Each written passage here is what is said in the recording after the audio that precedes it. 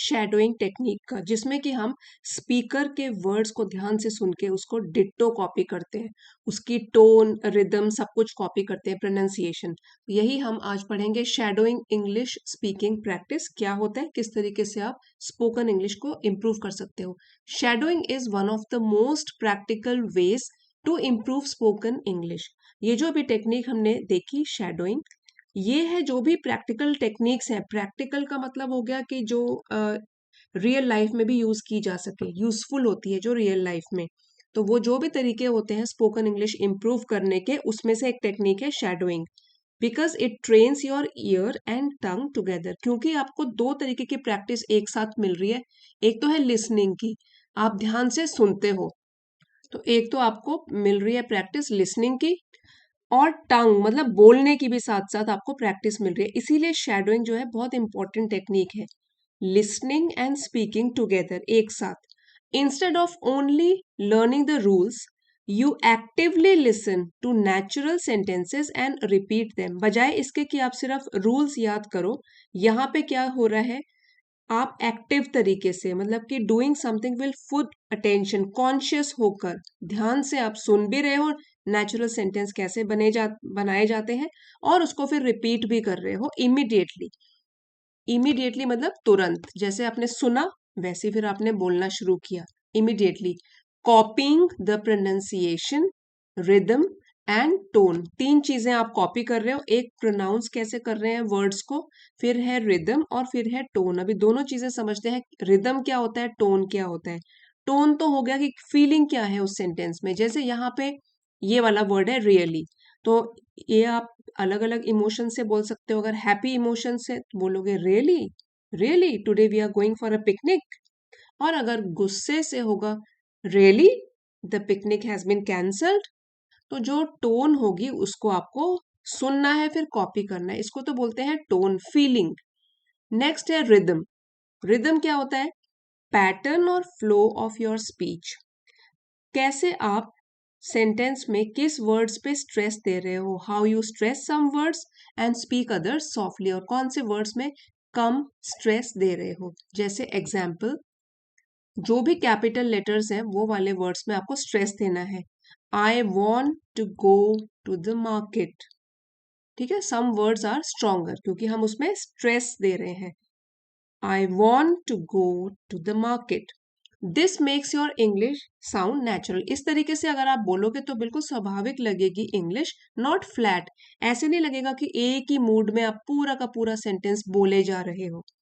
For example, when you hear a simple line like I am going to the market, you pause and repeat it allowed.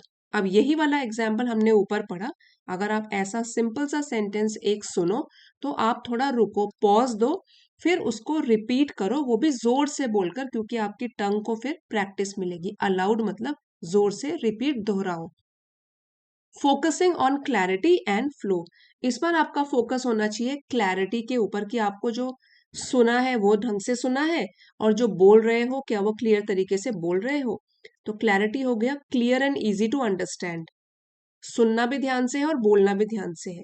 Over time this habit refines your articulation, your articulation. तो समय के साथ ये जो आपकी habit है, रोज जब आप शैडोइंग प्रैक्टिस करते हो तो ये रिफाइन करती है। रिफाइन मतलब और भी इम्प्रूव करती है, निखारती है आपकी आर्टिकुलेशन को। तो ये जो है यहाँ पे वर्ड, ये नाउन है और इसका मतलब होता है आर्टिकुलेट करना, मतलब क्लियर स्पीकिंग ऑफ वर्ड्स। इसी का वर्ब फॉर्म हो गया articulate, you are able to articulate clearly. और फिर एनहेंसेस योर फ्लुएंसी, जो आप बिना अटके हुए बोल पाते हो वो और भी सुधार आता है, उसमें एनहेंसमेंट होता है। ठीक है, एनहेंस मतलब और सुधारना, टू मेक बेटर, आपकी फ्लुएंसी बढ़ती है। बिल्ड्स कॉन्फिडेंस, आपका कॉन्फिडेंस, आत्मविश्वास भी बढ़ता है। Making your speech sound more natural rather than mechanical, और इससे जो आप बोल रहे हो स्पीच वो ज्यादा स्वाभाविक लगती है, और मैकेनिकल मतलब कि जिसमें कि कोई आपने इमोशंस ही नहीं दिए, या आपने कोई स्ट्रेस अनस्ट्रेस्ड वर्ड्स नहीं बोले, तो लगे ऐसे भी नहीं लगता कि वो आप मैकेनिकल तरीके से बोल रहे हो, लाइक अ मशीन विदाउट एनी फीलिंग। तो वो दोनों चीजें उसमें आ जाती हैं, एक तो नेचुरलनेस आ जाती है और फिर मैकेनिकल भी नहीं लगती आपकी speech. To make shadowing effective, अब इसी शैडोइंग को और भी प्रभावशाली अगर आपको बनाना है, use it in real life context, तो आपको रियल लाइफ में भी इसको प्रैक्टिस करना है। Suppose you are at home, जैसे आप रोज ही कितने काम करते हो, जब आप घर में होते हो कितने काम करते हो, you can practice sentences like I am preparing tea और I need to finish my work first, मैं चाय बना रहा हूँ। सिंपल सा सेंटेंस है, आई एम प्रिपेयरिंग टी, या मुझे ये काम पहले खत्म करना है, I need to finish my work first. Listen, repeat and then slightly modify the sentence, इसको आप पहले सुनो, बोलो कैसा बोला आपने, फिर थोड़ा सा slightly means little bit modify करना है, बदलना है। मॉडिफाई का मतलब हो गया स्मॉल चेंजेस, छोटा सा चेंज लेकर आओ उसी सेंटेंसेस में। अब आप कुछ वर्ड्स बदल दो, इस बार बोलो आई एम प्रिपेयरिंग कॉफी और I need to finish my homework, पहले आपने बोला था I need to finish my work first, इस बार चेंज लाके कुछ वेराइटी लेकर आइए, I need to finish my homework.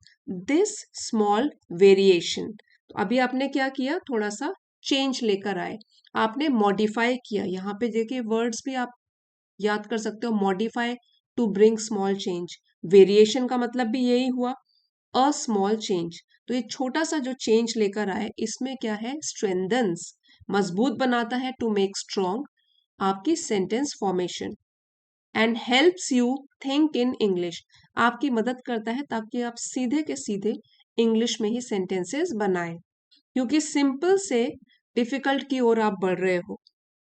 Words like clarity, consistency, rhythm and expression are key here.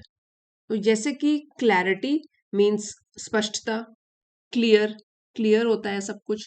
फिर यहाँ पे है कंसिस्टेंसी, बिना रुके हुए लगातार, रेगुलरली आप प्रैक्टिस कर रहे हो।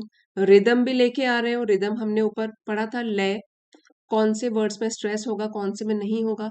और साथ में एक्सप्रेशन, शोइंग योर थॉट्स, जैसे आप किस तरीके से एक्सप्रेस कर रहे हो।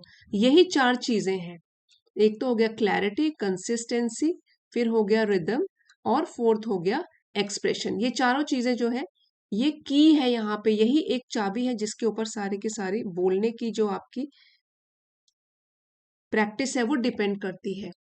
As they define how naturally you communicate, क्योंकि यही चारों चीजें हैं जो डिफाइन करती हैं, जो कि परिभाषित करती हैं कितने स्वाभाविक तरीके से आप कम्युनिकेट कर सकते हो।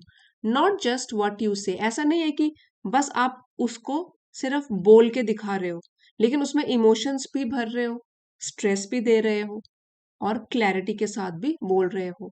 तो तब किस तरीके से आप बोल रहे हो वो भी आपका क्लियर होता है और भी इम्प्रूव होता है, रिफाइन होता है।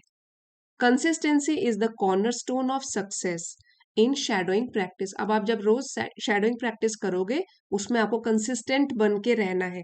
कंसिस्टेंसी का मतलब होता है डूइंग रेगुलरली, बिना रुके हुए, बिना ब्रेक दिए हुए कोई काम करते रहना, रेगुलरिटी भी बोल सकते हो।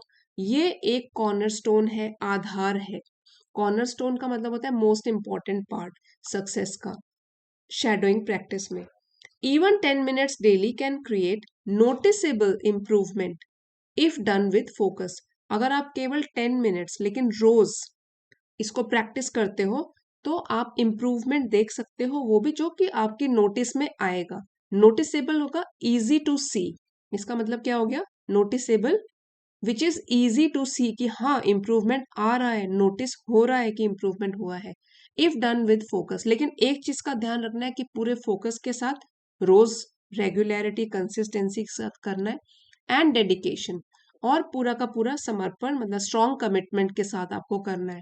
फॉर इंस्टेंस, एग्जाम्पल के तौर पर, प्रैक्टिस डिस्क्राइबिंग योर डे, रोज अपना दिन आप डिस्क्राइब कर सकते हो, सुबह से शाम तक क्या क्या किया। I woke up early, I completed my task, मैं जल्दी उठा, वेक का पास्ट टेंस है, वोक अप, कंप्लीटेड मैंने खत्म किए अपने दिन के काम, तो ये हो गया पास्ट टेंस में बोल रहे हो। और I spoke to my friend, जब दिन खत्म हो गया तो शाम को आप इस तरीके से भी प्रैक्टिस कर सकते हो। स्पीक का पास्ट टेंस है स्पोक, मैंने बात की अपने फ्रेंड के साथ। Repeat this sentences with attention to pronunciation and intonation. यही वाले सेंटेंसेस आप सही प्रोनाउंसिएशन के साथ, उच्चारण सही होना चाहिए, और इंटोनेशन होता है आपके वर्ड्स का राइज एंड फॉल, मतलब कैसे, कहाँ पे आप जोर दे रहे हो, कहाँ पे आप कम जोर दे रहे हो। तो आपका जो वॉइस है उसमें उतराव चढ़ाव जो होगा उसको बोलते हैं इंटोनेशन, वो भी आपका इम्प्रूव होगा। ग्रेजुअली, धीरे धीरे, you will notice that your hesitation, आप नोटिस करोगे कि आपकी जो झिझक है वो रिड्यूस हो जाएगी, क्योंकि आप रोज प्रैक्टिस कर रहे हो बोलने की, और ढंग से सुन के क्लैरिटी के साथ प्रैक्टिस कर रहे हो। हेजिटेशन आपकी खत्म होगी, योर वोकेबुलरी एक्सपैंड, वर्ड्स की जानकारी और बढ़ेगी, एक्सपेंशन होगा उसमें, एंड योर कॉन्फिडेंस ग्रोज, आपका आत्मविश्वास भी बढ़ेगा क्योंकि रोज आपको नोटिसेबल रिजल्ट मिल रहा है। Enabling you to speak effortlessly, जिसकी वजह से आप सक्षम बन जाओगे, इनेबल हो जाओगे कि आप इंग्लिश को एफर्टलेसली, बिना ज्यादा एफर्ट किए हुए, बिना ज्यादा प्रयास किए हुए आप उसको बोल सकते हो। तो विदाउट डिफिकल्टी इसको बोलेंगे एफर्टलेसली, तब ज्यादा डिफिकल्टी नहीं होगी in everyday situations, day to day situations में आप छोटे मोटे सेंटेंसेस बोल के प्रैक्टिस फिर कर सकते हो। अब कुछ सेंटेंसेस की यहीं पे हम प्रैक्टिस करेंगे, एक तो हमने शुरू में किया, अब एक बार कुछ सेंटेंसेस प्रैक्टिस करते हैं। I practice English every day to improve my fluency. अब आप एक बार इसको पॉज करके बोल के देखिए। नेक्स्ट है, I listen carefully and repeat the sentences aloud. I listen carefully and repeat the sentences aloud. Next, I try to speak clearly and slowly. I try to speak clearly and slowly. I focus on my pronunciation and rhythm. I focus on my pronunciation and rhythm. I feel more confident when I speak regularly.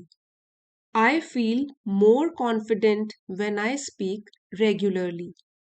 तो आप भी shadowing practice को अपने daily routine का, English सीखने की daily routine का एक पार्ट बनाइए, चाहे कम प्रैक्टिस कीजिए लेकिन रेगुलरिटी के साथ। और वीडियो पसंद आया है तो please don't forget to like, share and subscribe. Thanks for watching.